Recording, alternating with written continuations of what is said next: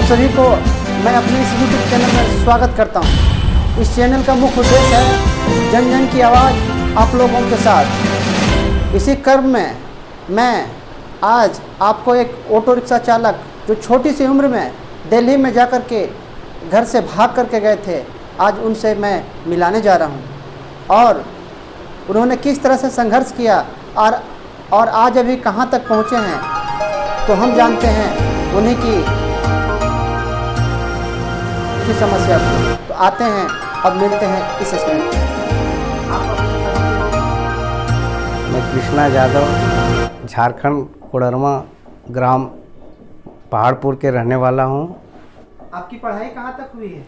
हमारी पढ़ाई ना के बराबर हुई है, फिर भी मैंने 9th तक पढ़ा हूँ और मैं बचपन में पढ़ाई लिखाई में मन नहीं लग रहा था, इस चलते मैं दिल्ली आ गया हूँ दोस्तों के साथ। दिल्ली आने का खास कारण?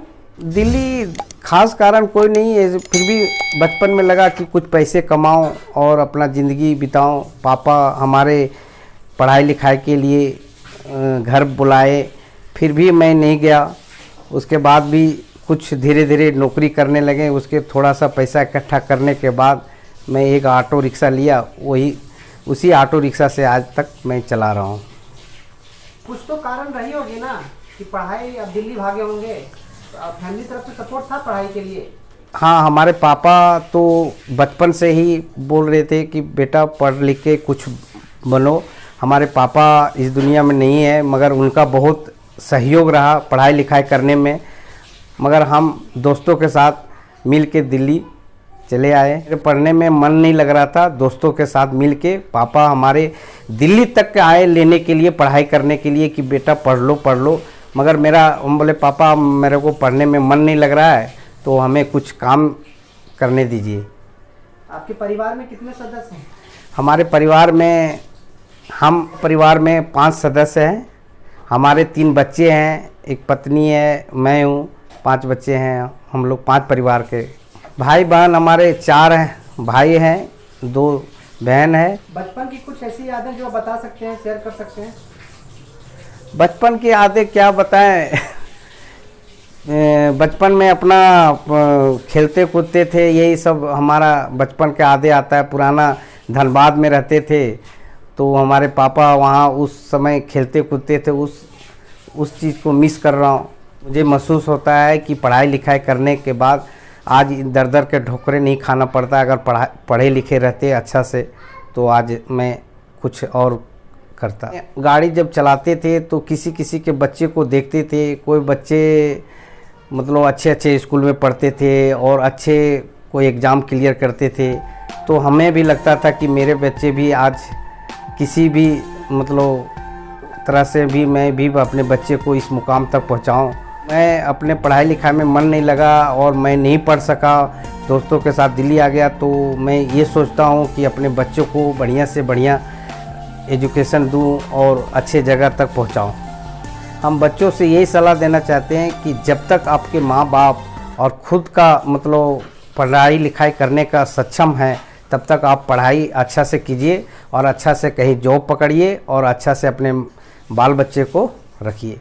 बच्चों से यही कहते हैं कि हमारे ज़िंदगी में जो भी चीज़ बीता है वो चीज़ बच्चों मत करें, अपना पढ़ाई लिखाई में मन लगाएं और अपना पढ़ाई लिखाई करें। हम दिल्ली 15-16 ईयर में आए थे। 1992 में दिल्ली में आया था।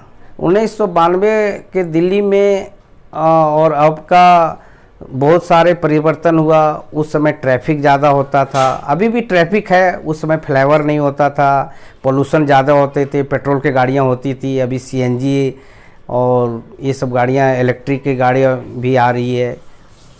गांव कभी जाते हैं? बिल्कुल अपना मातृभूमि जो जन्मभूमि है वो बिल्कुल जाते हैं गांव। गांव अच्छा लगता है कि दिल्ली अच्छा लगता है?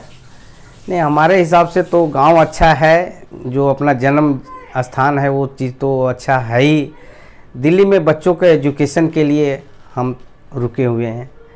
हमारे बड़ा बेटा 12 पास आउट हुए और बड़ी बेटी 12 में है और छोटी बेटी 11 में है। ऑटो चालक को दिल्ली में कुछ दिक्कत होता है क्या?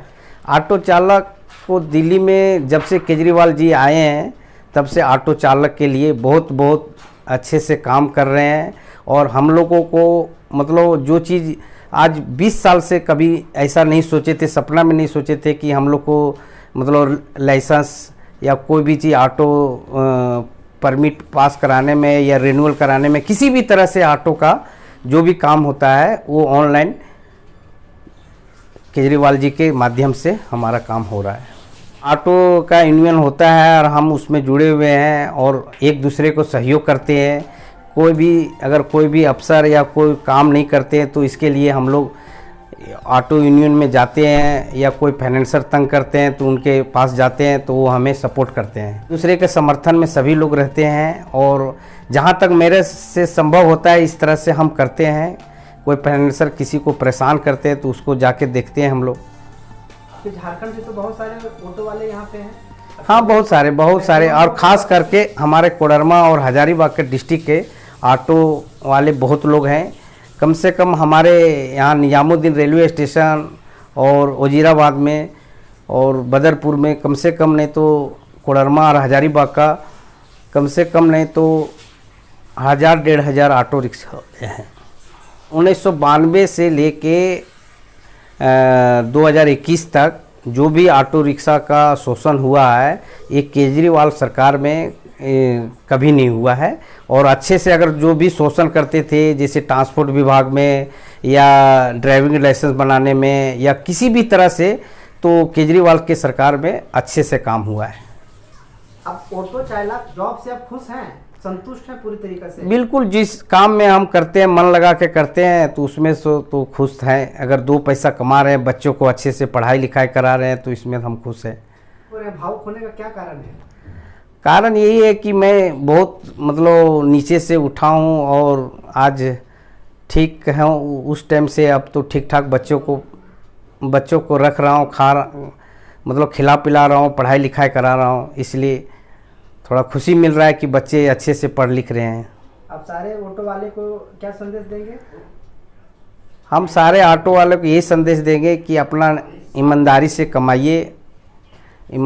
कमाइए और बच्चों को अच्छे से पढ़ाइए। ठीक है, बहुत बहुत धन्यवाद। Thank you. अगर ये मेरा प्रयास और ये वीडियो पसंद आया तो हमारे इस YouTube चैनल को सब्सक्राइब करें, लाइक करें और शेयर करें और जितना अधिक से अधिक दोस्तों तक फैला सकें तो फैलाएं। बहुत ही जल्द हम आप लोगों के साथ एक नए एपिसोड में आ रहा हूँ। धन्यवाद।